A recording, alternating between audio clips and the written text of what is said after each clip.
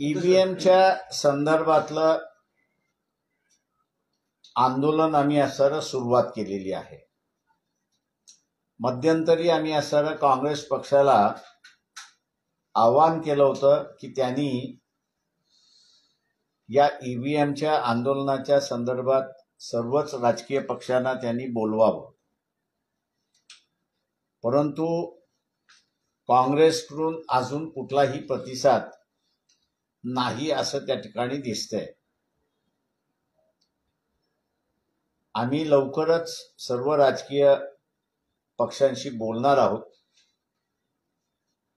आणि ईव्हीएमच्या संदर्भातलं एक बैठक त्या ठिकाणी बोलवल्या जाणार आहे। मैं इस बात से वाकिफ हूं कि ईवीएम मैनिपुलेट किया जा सकता है, ऐसा नहीं है कि नहीं, वो मैनिपुलेट किया जा सकता है।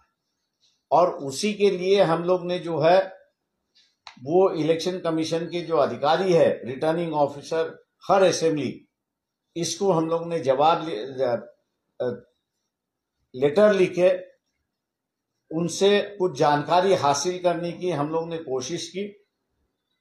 उस लेटर में हमने लिखा था कि 20 तारीख को पोलिंग कितना हुआ उसके आंकड़ेवारी आनी चाहिए, फिगर्स आनी चाहिए, और दूसरा जिस दिन काउंटिंग हुआ उस काउंटिंग के वक्त कितने वोट काउंट हुए, पोल वोट्स और बैलेट वोट्स, ये कितने काउंट हुए उसकी जानकारी हम लोग को मिलनी चाहिए। दूसरा जो है वो इलेक्शन कमीशन के वेबसाइट पे 75 लाख वोटर्स 6 बजे के बाद वोटिंग को आए, ऐसे जानकारी उन्होंने ही पब्लिक को दी है। उसी को नजर रखते हुए हम लोग ने रिटर्निंग ऑफिसर से पूछा कि 6 बजे के बाद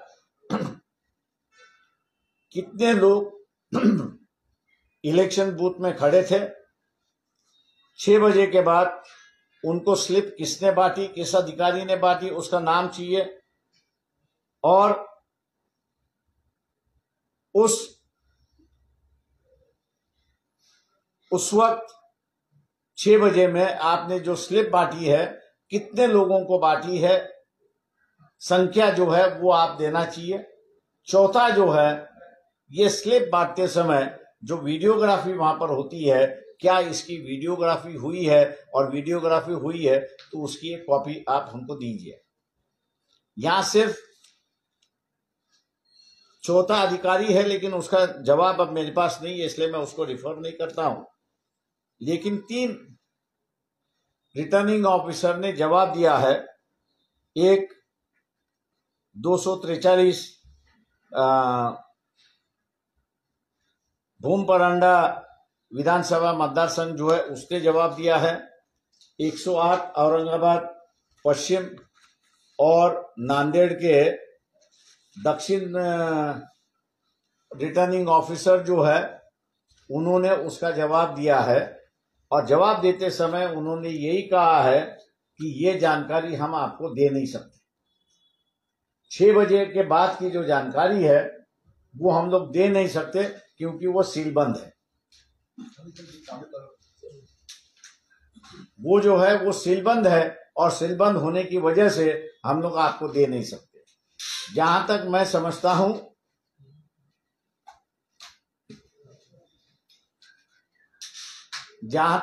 समझता हूं रिटर्निंग ऑफिसर के पास ये तो एक्चुअल पेपर्स है कि जिसकी वो जानकारी नहीं दे सकते, लेकिन रिटर्निंग ऑफिसर के पास ये जो प्रिसाइडिंग ऑफिसर हर पोलिंग स्टेशन का जो है वो 17C,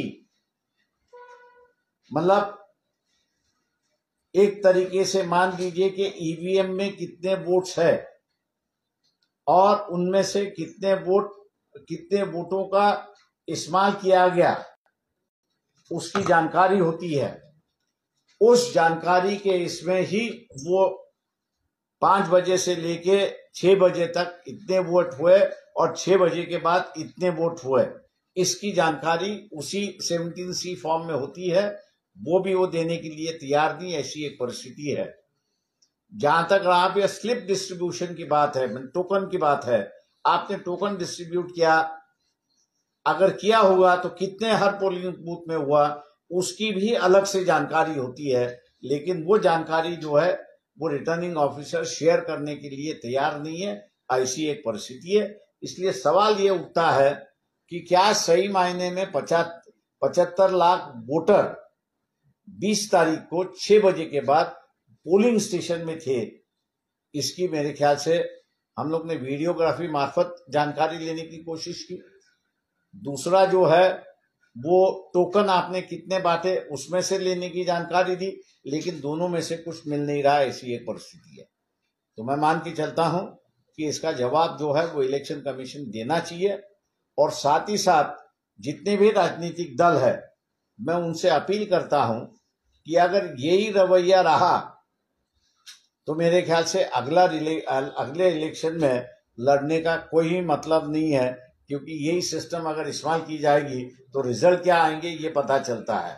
इसलिए सभी तमाम राजनीतिक दलों से मैं अपील कर रहा हूं कि मतभेद तो चलते रहते हैं और इसलिए राजनीतिक दल है, लेकिन जिस माध्यम से हम लोग चुने जाते हैं वही माध्यम अगर करप्ट होता है तो मेरे ख्याल से इलेक्शन का रिजल्ट भी करप्ट होता है, ऐसी एक परिस्थिति है। आज मैं मानता हूं कि 75 लाख टोकन अगर मिलते हैं तो 75 लाख वोट हुआ ऐसा नतीजा निकाल सकते हैं। अगर 75 लाख टोकन अगर नहीं मिलता है तो ये फर्जी वोट है करके हम लोग यहाँ पे चिल्ला सकते हैं और लोगों के सामने ये बात ला सकते हैं। इसलिए तमाम राजनीतिक दलों के नेताओं से मेरी अपील है कि अपने मतभेद अलग से रखते हुए इलेक्शन सिस्टम जो करप्ट की जा रही है उसको बचाने के लिए इकट्ठा आना चाहिए। हम लोग ने उम्मीद की थी कि कांग्रेस इस पे लीड ले, लेकिन कांग्रेस की तरफ से अभी तक कोई प्रयास नहीं किया गया है। हम उम्मीद करेंगे कि कांग्रेस इस पर लीड ले। अगर कांग्रेस लीड नहीं लेती है तो वंचित बहुजन आघाड़ी ये सब जानकारी आने तक रुकेगी, और एक दफे सब जानकारी आई तो तमाम राजनीतिक दलों के नेताओं के साथ में बैठते हुए उनसे ये डेटा हम लोग शेयर करेंगे और फिर उनसे अपील करेंगे कि इकट्ठा अब इलेक्शन कमीशन के साथ में लड़ने की नौबत आई है और उसे हम लोग पीछे नहीं हटना चाहिए।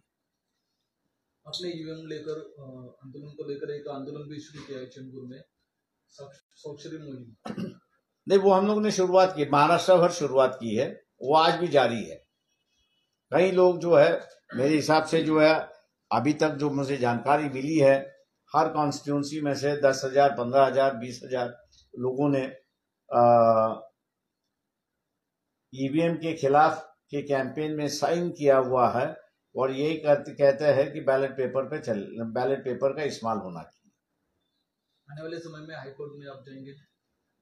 तो इस मुद्दे को लेके तो हमको हाईकोर्ट में जाना ही होगा। मतलब एक तो ऐसा है कि पार्लियामेंट का जो रिप्रेजेंटेशन ऑफ पीपल्स एक्ट है ये कहता है कि जब तक पोल वोट्स और काउंटेड वोट्स इनका मिलाप नहीं होता है तब तक आप इलेक्शन रिजल्ट डिक्लेयर नहीं कर सकते। लेकिन यहाँ जहां तक हम लोग की जानकारी है 194 या 193 कॉन्स्टिट्यूंसीज में पोल वोट्स और काउंटेड वोट्स इकट्ठा नहीं है, ऐसी एक परिस्थिति है।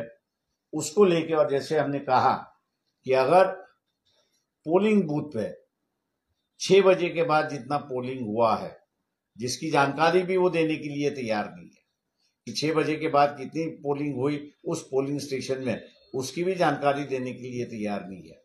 तो हम लोग ये मान के चलते हैं कि टोकन अगर मिलता है, टोकन अगर बांटा है तो सही है, अगर टोकन नहीं बांटा है तो ये फर्जी वोट है, ऐसा ही कोर्ट के सामने हम लोग यहाँ जाके कहेंगे। तो आपको लगता है जनतंत्र खतरे में है? पूरा खतरे में। आने वाले दिनों में राजनीतिक दलों को भी खतरा है, ऐसा मैं मान के चलता हूँ। विधानसभा निवडणुकीच्या निकालानंतर ईव्हीएमच्या संदर्भात महाविकास आघाडीच्या प्रमुख नेत्यांशी तुमचं काय बोलणं झालं? याची मोहीम ते डेटा आमच्याकडे आला की आम्ही बोलणार आहोत, आम्ही सांगितलं। आम्ही फक्त एक विनंती केली होती काँग्रेस पक्षाला की त्यांनी पुढाकार घेऊन त्या सगळ्यांना बोलवावं, असं आम्ही मागच्या एका प्रेस कॉन्फरन्समध्ये मी म्हणालो होतो आणि आम्ही त्या पद्धतीने असं हेही केलं. काँग्रेसने त्याला काही रिस्पॉन्स दिला आहे? अजून नाही दिलेला आहे. आम्ही पुन्हा पत्र लिहिणार आहोत त्या संदर्भातलं. काँग्रेसच्या अध्यक्षांना लिहिलेलं पत्र जे आहे त्याची कॉपी आम्ही सर पुन्हा लिहिणार आहोत आणि त्याची एक कॉपी आम्ही सगळ्या राजकीय पक्षांना सर्क्युलेट करणार.